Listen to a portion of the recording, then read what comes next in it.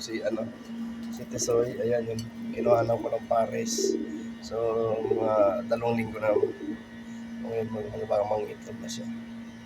Ayan po. Yan yung kanyang kinuha kong pares sa kanya. Ayan. So ganda rin. So yan na si Tisoy. Ayan o. Ganda. So yan. Paganda ng ibon. So pinibreak ko sila ngayon. Ayan, titingnan nyo ng pagandang ibon. So, ayan. Ayan po.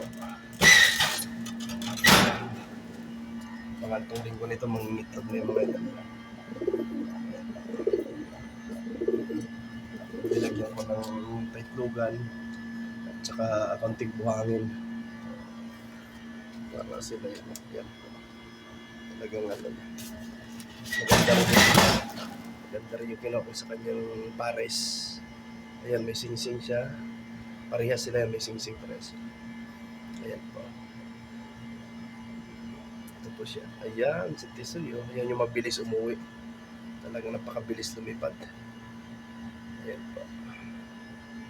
Ayan po. Ayan yung 2 ibon. Ayan. So, meron pa mga papatamihin natin yung ano.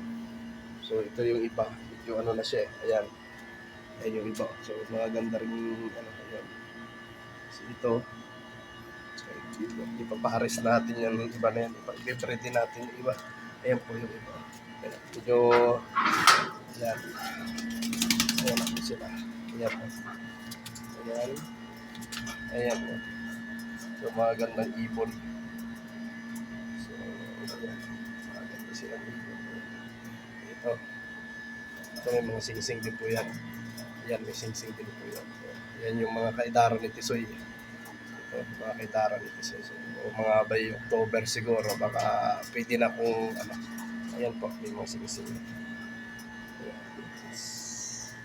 Ayan po. Ito, so, maganda pong ibon. Ayan po siya. Ayan. Thank you for watching po. Salamat.